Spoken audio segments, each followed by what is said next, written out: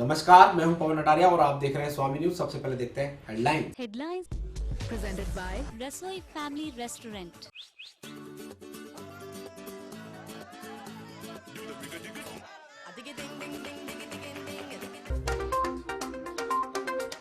राजस्थान के मंत्री भंवरलाल मेघवाल के निधन पर राष्ट्रीय शोक, सरकारी विभागों में रहा अवकाश।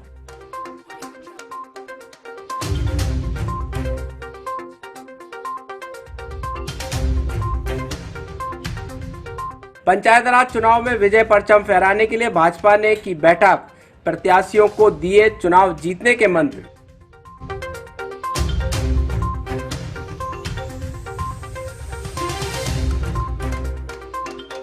बाड़ी नदी में 2 दिन से फंसी गाय रेस्क्यू कर निकाला सुरक्षित, जलकुंभी ने विस्तार रूप लिया नदी में।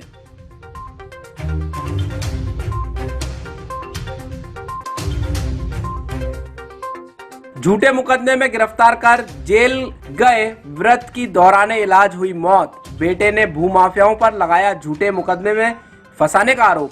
वहीं झगड़े का वीडियो वायरल। और बढ़ते कोरोना मरीजों को ध्यान में रखते हुए जेएलएन अस्पताल का जिला कलेक्टर ने किया निरीक्षण। वहीं पंचशील डिस्पेंसरी में डॉक्टर नहीं होने से मरीज हो रहे परेशान।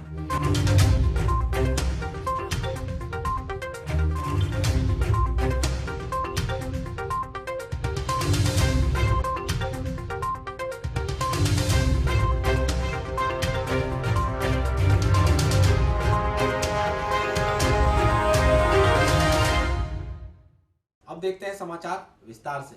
प्रदेश सरकार में कैबिनेट मंत्री रहे मास्टर भंवरलाल मेघवाल के निधन के बाद आज राजकीय शोक घोषित किया गया, जिसके चलते सभी राजकीय दफ्तरों में छुट्टी रखी गई। अजमेर जिला कलेक्ट्रेट पर झंडा झुका रहा और सभी संबंधित कार्यालयों में शोक के चलते अवकाश रहा। अजमेर जिला परिषद के चुनाव में जिला प्रमुख बनाने को लेकर भारतीय जनता पार्टी ने कमर कस ली है।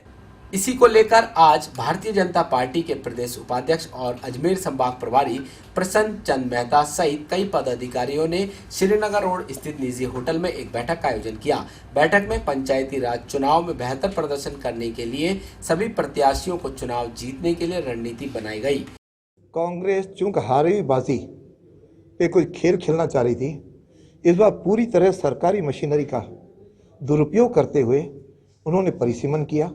पहले निगमों को 2 बार बांट करके वहाँ निगमों का उन्होंने खेल खेलना चाहा और साथ में यहाँ भी उन्होंने परिसीमन अपने अनुकूल बनाने का प्रयत्न किया और पूरी तरह सरकारी मशीनरी का अभी भी अंदेशा है कि चुनाव तक ये दुरुपयोग करेंगे और सरकारी अधिकारियों पे भी दबाव बनाएंगे।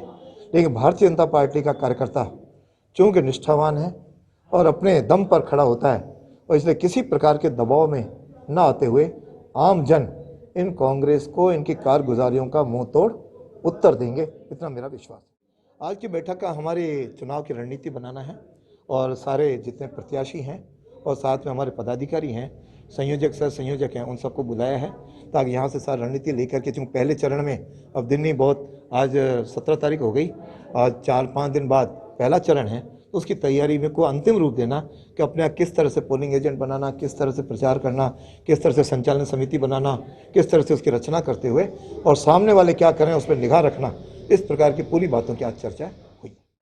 वहीं भाजपा देहात अध्यक्ष देवीशंकर भूतरा ने बताया कि जिला परिषद के प्रथम चरण चुनाव में विजय पताका लहराने को लेकर रणनीति बनाई गई है। वहीं भूतरा ने राजस्थान सरकार की नाकामी को भी गिनाते हुए चुनाव जीतने की बात कही।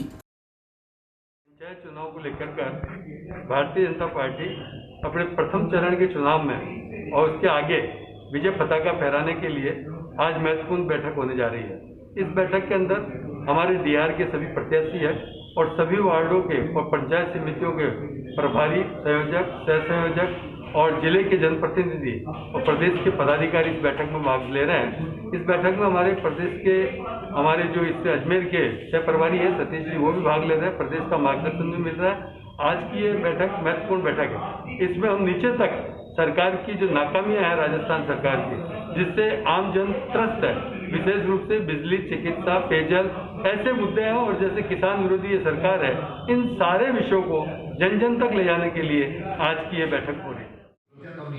और जनता बिजली से कितनी त्रस्त है, गांव में पानी के साथ कितनी त्रस्त है और कितनी समस्या है, कानून की व्यवस्था से कितनी त्रस्त है, ये सब बातें यदि गिनोगे तो दिमाग में रजिस्टर होता है, और रजिस्टर होते ही वो भारतीय जनता पार्टी को वोट मिलता है। वोटों पर ध्यान देना, जैसे अर्जुन की तुरंत आपको जितनी भी पेन किलर लेनी हो लेकर के मार्केट निकल जाओ। मैं 5 पेन किलर लेकर के और मार्केट में निकल गया। वह चुनाव रणनीति के तहत आखिर में जाकर भारतीय जनता पार्टी को विजय मिली। यहाँ लेते हैं ब्रेक के आगे बांडी नदी में 2 दिन से फंसी गाय को रेस्क्यू कर सुरक्षित निकाला।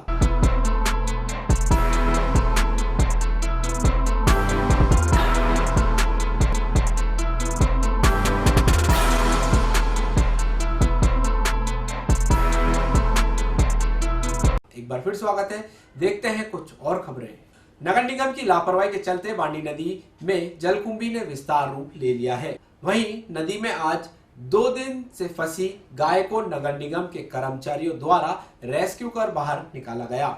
इस मौके पर पूर्व पार्षद ज्ञानचंद सारस्वत के द्वारा बुलाई गई नगर निगम की टीम और सफाई कर्मचारियों ने भारी मशक्कत कर स्थानीय लोगों के सहयोग से गाय को निकालने में कामयाबी प्राप्त कर ली। लगभग 3 घंटे तक चले इस रेस्क्यू को देखने के लिए मौके पर स्थानीय लोगों की भीड़ जमा हो गई। पार्षद ज्ञान सारस्वत ने बताया कि नगर निगम को कई बार जलकुंभी को हटाने के लिए आवेदन किया गया, लेकिन अभी तक इसे हटाया नहीं गया, जिसके चलते आज गाय की जान पर बनाई।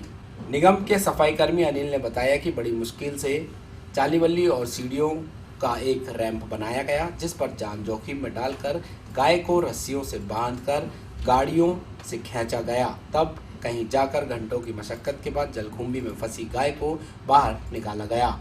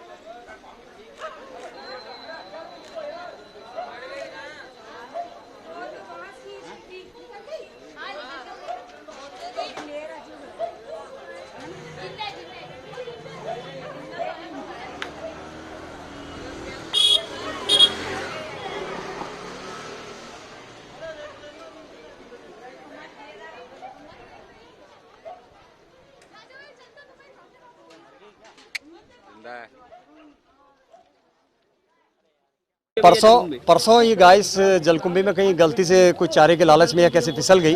फिसलने के बाद पता नहीं पड़ा। अभी सुबह लोगों को पता पड़ा, मेरे पास फ़ोन आया और पिछले 3 घंटे से नगर निगम प्रशासन का कांजी हाउस की टीम और टोलफा की टीम और स्थानीय कार्यकर्ताओं ने मिलकर 3 घंटे कड़ी मेहनत करके इसको रेस्क्यू करके इस गाय को निकाला है। इसमें 3-4 फीट पानी है, लेकिन उससे बड़ी इसमें जलकुंभी हो गई है। कई बार नगर निगम को विभिन्न समाचार पत्रों ने, चैनलों ने, सब ने और हमने व्यक्तिगत तौर से निवेदन किया। अब तो नगर निगम के पास साधन है, डीवीडी मशीन है लाखों रुपए की, उसका शायद ड्राइवर का भी खर्चा होता होगा, शायद मेंटेनेंस का भी खर्चा होगा। उसको सिर्फ आना सागर में दिखाने के लिए घुमाए जाते हैं कि प्रशासन के पास डीवीडी है, उसका जहां उपयोग होना उपयोग नहीं होता है। इससे भी बड़ी बात है कि इस नाले को नदी को साफ करने के लिए इन्होंने एक यहाँ चैनल बनाया था। उस चैनल का एक वाल अगर खोल दिया जाए तो वो वाल खोलते ही ये सारा पानी आना सागर में सीवर प्लांट के माध्यम से अंदर चला जाएगा। लेकिन इतनी भी जहमत कोई नहीं उठा रहा है कि इस वाल को खोल दे।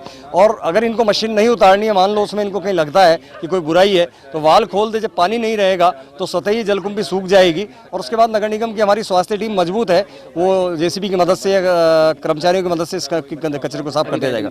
गाय को निकाल दिया। मैं इसमें लगभग 50 आदमी लगे, नगर निगम की कांजी हाउस की टीम लगी, टोल्फा की टीम लगी और दूसरे स्थानीय कार्यकर्ता लगे और मेरे वार्ड के सफाई कर्मचारी लगे और लग के कम से कम 50 जनों की टीम ने मिलकर इस रेस्क्यू को अंजाम दिया और गाय को जिंदा बचाया। गाय को हमने चाली बल्ली और छिड्डियों का उपयोग करा। उसके द्वारा 2 आदमी हम गए नले में, छिड्डी पे चढ़ के फिर हमने उसके गाय के सींग में रस्सी लगाई।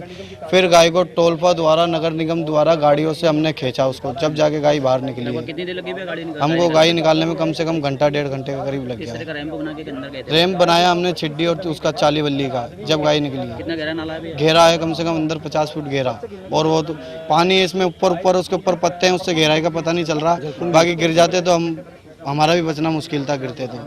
किस तरह की सूचना मिली थी भैया आप लोगों को? हमें तो नगर निगम द्वारा खबर आई थी, हम तो पिंजरे पे हैं, ज्ञान जी पार्षद के द्वारा हमें खबर मिली, फिर खबर पे हम तुरंत आ गए। अजमेर सेंट्रल जेल में बंद एक व्रत कैदी की बीमारी के चलते कल रात को मौत हो गई। वहीं व्रत के बेटे ने 5 भूमाफियाओं पर उनके पिता को झूठे मुकदमे में जेल भिजवाने का आरोप लगाया है। मृतक कनकपुरा नई कोठी गोविंदपुरा वार्ड नंबर 3 जयपुर निवासी 72 वर्षीय गोपीराम के बेटे ने बताया कि भूमाफिया गंगाराम, रमेश यादव, लादूराम, ममता डेवाना और शिव कुमार ने उसके पिता को जमीनी विवाद के झूठे मुकदमे में गिरफ्तार कर जेल भिजवा दिया। इस बात से उसके पिता डिप्रेशन में आ गए और उनकी तबीयत खराब हो गई। पिता ने अस्पताल में दौराने इलाज दम तोड़ दिया। वहीं मृतक के परिजनों की शिकायत पर सिविल लाइन थाना पुलिस ने मेडिकल बोर्ड से मृतक का पोस्टमार्टम कर जांच शुरू कर दी। 2004 के अंदर हमने वहाँ पे प्लॉट लिया था और उसके बाद में वहाँ पे 2 प्रॉपर्टी डीलर है, रमेश यादव और लादूराम जी कुमाऊत और उनका लड़का रामकरण। उन्होंने हमसे जान पहचान बनाई। जान पहचान बनाने के बाद में उन्होंने हमको ये बोला, मेरी मम्मी को जान पहचान बनाने दबाव में लाके, कि एसी की ज़मीन है जो आपके नाम करवानी है और आपके ऊपर हमारे को भरोसा है। दूसरों की ज़मीन हमारे नाम करवा दी, मेरी मम्मी के नाम करवा दी और मेरे मम्मी पापा दोनों ही अनपढ़ है। ज़मीन नाम करवाई उन्होंने 2004 या 5 में। मुझे उस टाइम पे 8 या 10 साल का था, मुझे कोई नहीं था, मैं नादान था बिल्कुल। रमेश यादव और लादूराम जी भूमाफिया दोनों प्रॉपर्टी डीलर, इन दोनों ने मिली भगत करके मेरी मम्मी और पापा से साइन ले लिए और अंगूठा ले लिया मम्मी का। उसके बाद में इन दोनों ने मिलके, रमेश यादव और लादूराम जी ने अजमेर में पुष्कर के अंदर ज़मीन ली, मम्मी के नाम करवाई। ना ही हमारा उस ज़मीन का लेना देना है, ना और कुछ है, ना हमारी ज़मीन थी, ना हमने पैसा लिया, ना हमने किसी को दिया। उसके बाद में रमेश यादव और लादूराम जी कुमाऊत ने दोनों ने मिलके मम्मी के नाम जो ज़मीन करवाई थी, उसी ज़मीन को मम्मी से ही 2 बार बिकवा दिया और मम्मी को ये पता नहीं है कि वो ज़मीन कब बिकी और कब नहीं बिकी। और वो ज़मीन 2 जगह रजिस्ट्री करवाई, ममता डेवाना और गंगाराम पे नाम से, जो कि हम उनको जानते भी नहीं है और हमने उनको कभी देखा भी नहीं है। और मेरी मम्मी, हमारे को इस केस के बारे में 2018 के में पता पड़ता है कि मेरी मम्मी और पापा के नाम पे कोई ज़मीन भी करवाई रमेश यादव या लादूराम जी कुमाऊत ने। मेरी मम्मी 2018 के अंदर गिरफ्तारी वारंट निकला मेरी मम्मी का, मेरी मम्मी को जेसी हुई 4 दिन की, मेरी मम्मी की ज़मानत करवाई हमने। ज़मानत कराने के बाद में 2 साल तक ऐसे चलता रहा। उसके बाद में 2018 के अंदर ही रमेश यादव ने सिविल लाइन थाने के अंदर, जो कि शोजीराम चौधरी इंचार्ज है भी इस टाइम पे, उनका अभी ट्रांसफ़र पुष्कर थाने में हो गया है। उन्होंने बोला कि आपने FIR दर्ज करवाई है, तो उन्होंने रमेश यादव और वो दोनों मिलके लादूराम जी ने हमारे को यहाँ पे बुलवाया और उन्होंने दबाव में लाके हमारे से राजीनामे पे साइन करवाए। और हमारे को पुलिस की भूमिका ये है कि पुलिस बिल्कुल सख्त तौर पे जो मुलजिम है उस पर कार्रवाई नहीं कर रही है और हम निर्दोष है। बिल्कुल मेरे पापा बिल्कुल ईमानदार आदमी है और मेरे पापा बिल्कुल गवर्नमेंट सर्वेंट आदमी है और रिटायर्ड है, 2004 में रिटायर्ड हुए थे और वो इस तरीके से बीमार नहीं रहते थे। 4 तारीख 11वां महीना 2020 में शोजीराम जी हमारे घर पे आए थे और मेरे पापा से बात करी जिस टाइम पे मैं मौजूद नहीं था। उसके बाद में उन्होंने ये बोला कि हम तो जा रहे हैं, हम जयपुर आए थे लेकिन हम देखा तुम्हारे पापा को लेके चले जाए। मैंने उनसे ये पूछा रेस्टोरेंट लगाया तो उन्होंने बोला रेस्टोरेंट नहीं लेके आए। तो उन्होंने बोला था सुबह तेरे पापा को तू ही ले आना। Sindhi game bus stand Jaipur से मैं मेरे पापा को अजमेर लेके आया, अजमेर से पुष्कर लेके गया, जो कि पुष्कर थाने में मैं वहाँ पे बैठा मेरे पापा को लेके। मुझे ये भी बताया नहीं है कि धारा क्या लगाई है, क्या रिपोर्ट दर्ज कराई है। शोजीराम जी चौधरी ने ये बोला कि आपके पापा की जमानत 2 दिन बाद में हो जाएगी और मेरे पापा की पुष्कर हाई कोर्ट से और अजमेर कोर्ट से मेरे पापा की जमानत खारिज हो गई और मेरे पापा बिल्कुल बीमार नहीं थे। मेरे पापा 6 तारीख को सेंट्रल जेल में गए और मेरे पापा को बिल्कुल स्वस्थ छोड़ के गया था। और मुझे इस बात का पता पड़ता है 11 तारीख को, जो कि सागर गुजर है, जो कि इंचार्ज है, जेलर है, उन्होंने बताया कि आपके पापा की तबीयत खराब हो रही है। उसके बाद कब बताया आपको? 11 तारीख को इस महीने, हाँ 11 तारीख। 6-9 में तो आपने अजमेर छोड़ा था। हाँ 6 तारीख तो हाँ। और तो कि यहाँ पे जब मैं यहाँ पे रेलवे हॉस्पिटल आया मुझे ये पता पड़ता है, डॉक्टरों ने बताया कि आपके पापा की तबीयत 4-5 दिन से ज़्यादा ख़राब हो रखी थी।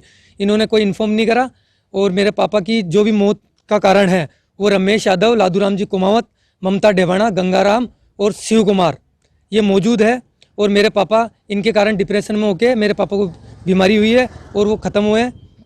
अगर मेरे परिवार में मेरे पापा तो चले गए, मैं, मेरी मम्मी और मेरी वाइफ और मेरे 2 बच्चे हैं। अगर हमारे को कुछ भी होता है तो उसका जिम्मेदार रमेश यादव, लादूराम जी कुमावत, रामकरण और ममता डेवाणा, उनके पिताजी जाने दो, आपका नाम बताओ। ममता डेवाणा और श्री कुमार। ये सब कहाँ के निवासी है? ये पुष्कर के, श्री कुमार पुष्कर का निवासी है और ममता डेवाणा अजमेर की निवासी है। अब इसमें संदीप यहाँ लेते हैं ब्रेक के आगे है झगड़े का वीडियो वायरल।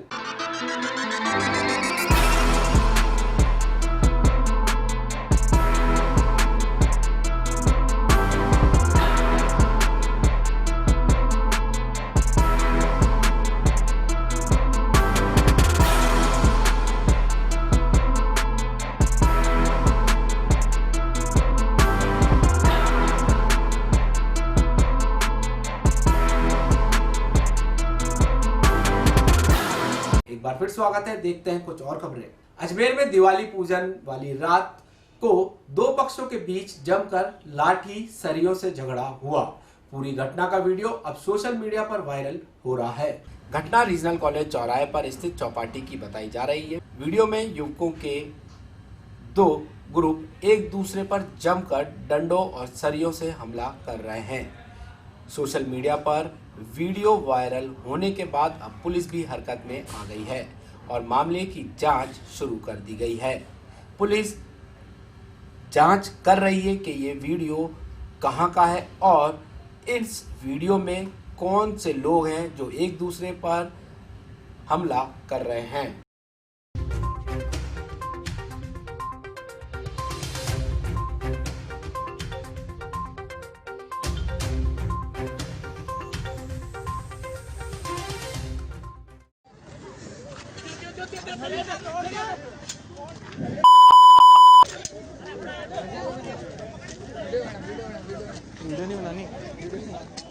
अजमेर संभाग के सबसे बड़े जेएलएन अस्पताल में कोविड-19 वार्ड सहित अन्य व्यवस्थाओं का निरीक्षण करने आज जिला कलेक्टर प्रकाश राजपुरोहित अस्पताल पहुंचे।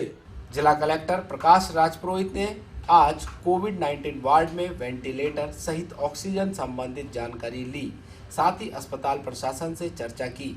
कलेक्टर ने बदलते मौसम के बीच बढ़ने वाले कोरोना संक्रमण को देखते हुए 350 बेड से 500 करने के आदेश दिए ताकि मरीजों को परेशानी नहीं हो। गौरतलब है कि पिछले कुछ दिनों से जिले में अचानक कोरोना पॉजिटिव मरीजों की संख्या बढ़ रही है। जेएलएन में कोविड-19 के ट्रीटमेंट की व्यवस्थाओं को देखने के दौरा किया। दीपावली और ठंड के साथ साथ ये आशंका जताई जा रही है कि कोविड के केसेस बढ़ेंगे, तो इसी लिए हॉस्पिटल की भी सुविधाएं उस हिसाब से बढ़े। अभी तक 350 बेड जो कोविड के लिए दे रखे थे, अब उनको बढ़ा के 500 से ऊपर बेड को कोविड के लिए डेडिकेट किया जाएगा जेएलएन में, और साथ के साथ ऑक्सीजन सप्लाई के लिए ऑक्सीजन सिलेंडर की अतिरिक्त व्यवस्था और ऑक्सीजन बेड्स की व्यवस्था वो भी सभी 500 बेड पे हों। इसके लिए ही ये दौरा किया और हॉस्पिटल को ये डायरेक्शन दिए कि 500 बेड पे ऑक्सीजन और आईसीयू को भी 150 बेड से बढ़ा के 200 बेड का करके, ताकि कोविड के केसेस अगर बढ़ें आगे ठंड में तो उसको मैनेज किया जा सके। अन्य बीमारियों अभी मौसम में भी बदलाव आ रहा है, उसको देखते हुए कोई और नहीं? बिल्कुल, हॉस्पिटल को उस हिसाब से अरेंजमेंट करने के लिए कहा गया कि कोई बेड ऑप्टिमल यूटिलाइजेशन रहे सभी बेड्स का, और सभी बीमारियों के लिए डेडिकेटेड ही व्यवस्था हो, और पर्टिकुलर यूनिट कॉम्पैक्ट रूप में काम करें ताकि सभी बीमारियों को कोविड के साथ साथ मैनेज किया जा सके।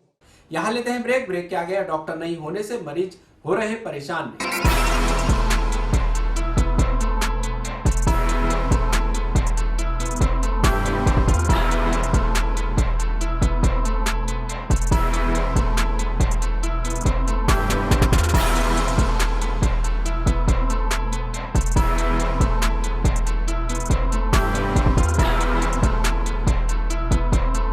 एक बार फिर स्वागत है।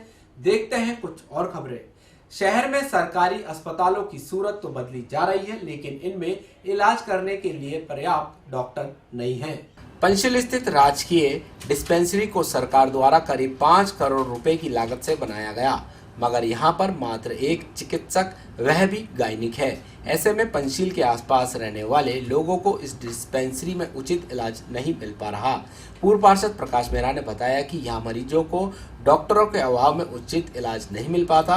ऐसे में सवाल है कि जब पर्याप्त डॉक्टर नहीं है तो इंफ्रास्ट्रक्चर क्या करेगा। यहाँ पे पंचशील के अंदर ये राजकीय डिस्पेंसरी है।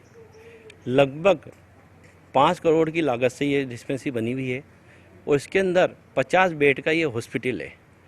पर हॉस्पिटल के अंदर मात्र एक डॉक्टर हैं, वो भी कॉन्ट्रैक्ट बेस पे हैं, और गायनिक के डॉक्टर हैं। अब आप बताइएगा, यहाँ फिजिशियन जैसा डॉक्टर भी नहीं बैठता है तो इतने बड़े हॉस्पिटल का क्या औचित्य है। और यहाँ पे आप देख रहे हैं, आपने देखा अंदर कि यहाँ पे डेंटल की मशीन लगी हैं डॉक्टर्स के लिए, उसके बाद में एक्सरे की मशीन लगी हैं। आपको मैंने पूरा बताया कि यहाँ की स्थिति क्या है। और मेरा ये है कि हमारे माननीय जो विधायक महोदय हैं देवनानी भाई साहब, उनके प्रयासों से ये मतलब हॉस्पिटल बना, लेकिन यहाँ पे आज की तारीख में जो प्रशासन की उदासीनता है वो देखने को आपको मिल रही है। मात्र एक डॉक्टर है, उससे ही कैसे चलेगा, और वो भी कॉन्ट्रैक्ट बेस पे है, परमानेंट यहाँ पे कोई भी नहीं है। मेरा आपके चैनल से माध्यम से ये आग्रह है कि हमें प्रशासन को, माननीय कलेक्टर महोदय को भी मैं ये ज्ञापन दूंगा, और माननीय हमारे जो विधायक महोदय देवनानी जी वैसा, उनसे भी मैं आग्रह करूंगा कि आप अतिशीघ्र यहाँ पे कैसे भी करके जो भी डॉक्टर्स हैं उनकी आप परमानेंट व्यवस्था कराएं और उनकी परमानेंट ड्यूटी लगाएं, ताकि ये इतना बड़ा जो क्षेत्र है, लगभग यहाँ पे आसपास के क्षेत्र भी जोड़ ली जाएँ तो 1 लाख आदमी निवास करता है। 1 लाख आदमी के ऊपर ये हॉस्पिटल बना, अच्छी बात है, बनना चाहिए, लेकिन यहाँ पे कोई तरह की सुविधा नहीं है। मात्र इसको बिल्डिंग में बनाने से क्या होगा। मैं ये चाहता हूँ कि मैंने कई बार पूर्व में भी सीएमएचओ साहब से आग्रह किया था, निवेदन किया, साहब यहाँ पे डॉक्टर्स लगाइए। तो अब एक डॉक्टर से यहाँ क्या गाड़ी चलेगी। स्टाफ तो इन्होंने लगा दिया 7 जने का, नर्सिंग स्टाफ सब मिला के, जब उसमें भी 2 स्टाफ परमानेंट है, बाकी 5 स्टाफ कॉन्ट्रैक्ट बेस पे हैं। मेरा ये है कि यहाँ पे कम से कम भी 5 डॉक्टर 6 डॉक्टर जो हमारे सैटेलाइट हॉस्पिटल चल रहा है उसके तर्ज पे इसको बिल्कुल डॉक्टर्स दें, ताकि यहाँ पे पूरे का पूरा कार्यक्रम चलता रहे, और यहाँ पे एक्सरा वगैरह की जो भी मशीनें लगाई उसका यूज होवे। अन्यथा इतना बड़ा पैसा जो गवर्नमेंट का लगा हुआ है, वो जो पब्लिक की गाड़ी कमाई का जो पैसा इन्होंने लगाया उसका मिसयूज हो रहा है, कोई मतलब नहीं रख रहा है। निजी अस्पताल पास में ही बना है, लोगों को सरकारी अस्पताल होने के बावजूद भी निजी अस्पताल। बिल्कुल आप सही कह रहे हैं, आपका बिल्कुल कहना उचित है कि यहाँ पे बिल्कुल लगता हुआ निजी अस्पताल आप देख रहे हैं। जब आदमी को इलाज नहीं मिलेगा, गरीब आदमी क्या करेगा, कर्जा लेगा। कोरोना का टाइम है, वो अपने पहले ही आर्थिक स्थिति से तो तंग चल ही रहा है, उसके साथ के साथ वो यहाँ पे और पैसे दे के यहाँ पे पैसे देगा। और इन्होंने प्राइवेट वालों ने तो अभी ये भी लगा रखा है किस्तों में पैसे दो, वो भी जानते देंगे कहाँ से, और वो मरता हुआ क्या नहीं करेगा। क्या लग रहा है राजनीति की भेंट चल रहा है अस्पताल? अब दिख ही रहा आपको, राजनीतिक भेंट तो है ही है। अगर ये अन्यथा इनको देखना चाहिए। आज इनको आप देख रहे हैं कि जो इन्होंने शिलान्यास करा है वो आप खुद देखिए, 18 नवंबर 2019 को इन्होंने शिलान्यास करा, आज पूरा 1 साल हो गया। पूरे 1 साल के अंदर मैंने कम से कम भी आप लोगों के माध्यम से, मीडिया के माध्यम से, पेपर के माध्यम से 4 से 5 बार मैं आग्रह कर चुका हूं, लेकिन आज तक इसका कोई समाधान नहीं निकला है। मैं मतलब कलेक्टर महोदय से निवेदन करूंगा कि आप अतिशीघ्र इसमें कैसे भी करके परमानेंट स्टाफ की व्यवस्था कराएं, डॉक्टर्स भेजें, अन्यथा इस इतनी बड़ी बिल्डिंग, इतने बड़ी पैसे का क्या औचित्य है। और आप देख रहे हैं यहाँ क्षेत्रपाल, हमारे आसपास का क्षेत्र कितना लंबा चौड़ा है, और प्राइवेट, इसी के कारण आदमी प्राइवेट हॉस्पिटल में जाता है और मतलब क्या करता है, और ब्याज पे पैसे लेता है, बाद में उसको आर्थिक तंगी के अनुसार आपने कई बार पेपरों में पढ़ा हो कि आत्महत्या करता है। आत्महत्या नहीं करेगा तो क्या करेगा भैया, क्या मरता क्या नहीं करता। ये इतना बड़ा हॉस्पिटल इन्होंने, कोई इनका मतलब ही नहीं है। मैं पुनः आप लोगों से आग्रह करना चाहता हूँ और आपके माध्यम से पब्लिक मतलब प्रशासन को निवेदन करना चाहता हूँ, अतिशीघ्र लगाएं, अन्यथा कभी आगे चल के हमें आंदोलन की जरूरत पड़ी तो वो भी करेंगे, क्योंकि हम अब आर पार की लड़ाई के मूड में हैं। जिला प्रशासन की ओर से कोरोना संक्रमण को रोकने के लिए चलाए जा रहे नो मास्क नो एंट्री अभियान के तहत लॉयंस क्लब अजमेर पृथ्वीराज द्वारा मास्क लगाओ अभियान चलाया गया। प्रांतीय विशेष सचिव प्रचार लाइन राजेंद्र गांधी ने बताया कि अभियान के तहत विभिन्न स्थानों पर चल रहे निर्माण कार्य में कार्य कर रहे मजदूर, श्रमिक, बेलदार, मिस्त्रियों आदि को मास्क लगाकर ही कार्य करने के लिए समझाया गया। जिन्होंने मास्क नहीं लगा रखे थे उन्हें मास्क दिए गए और हमेशा लगाए रखने की अपील की गई। कोरोना बचाव के लिए वैशाली नगर, आया पार्क, नया बाजार, पुरानी मंडी, दरगाह बाजार आदि क्षेत्रों में जन जागरूकता का कार्य किया गया। वहीं 110 लोगों को मास्क बांटे गए। की ओर से विभिन्न स्थानों पर, जिसमें वैशाली नगर, आजाद पार्क, दरगाह बाजार, नया बाजार, इन इलाकों में जहां पर भी निर्माण कार्य चल रहे हैं, उन मजदूरों को मास्क दिए गए और साथ ही उनके परिवार के साथ समझाइश की गई कि हमेशा 2 गज की दूरी बनाए रखें, बार बार हाथ धोएं और मास्क का हमेशा उपयोग करें, बड़े बच्चों, बूढ़ों सहित। और इस बदलते मौसम को देखकर ये सावधानी ज़्यादा बरतनी पड़ेगी, हमें ये समझाया गया और उन्हें मास्क वितरित किए गए। और नो मास्क नो एंट्री के तहत ये कार्य हमने संपन्न किया।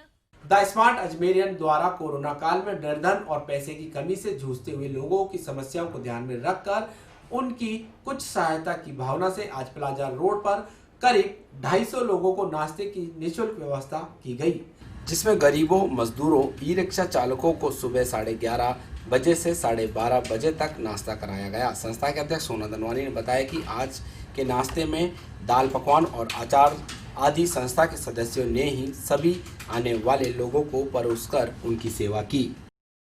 आज द स्मार्ट अजमेरियन के संरक्षक हरिराम कोटवानी जी की 42वीं शादी की सालगिरह के उपलक्ष्य में आज हमने बड़ाव रोड भरोसा कलर लैब के पास लगभग 250 दाल पकवान का वितरण किया है। साथ में अचार भी है।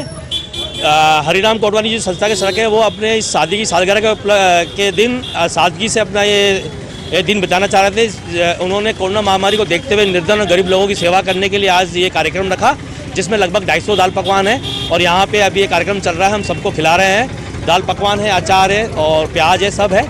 और ये स्मार्ट अजमेरियन संस्था समय समय पे अपना सामूहिक सरकार निभाती रहती है। इससे पहले भी हमने इंदिरा रसोई में 2-3 प्रोग्राम किए, उसके चलते आज इस कड़ी में हमने दाल पकवान का कार्यक्रम रखा है, जो लगभग 250 दाल पकवान है।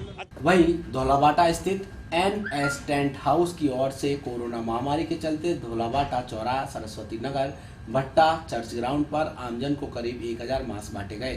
साथ ही सभी को बाहर जाते समय मास्क पहनने का संदेश दिया गया।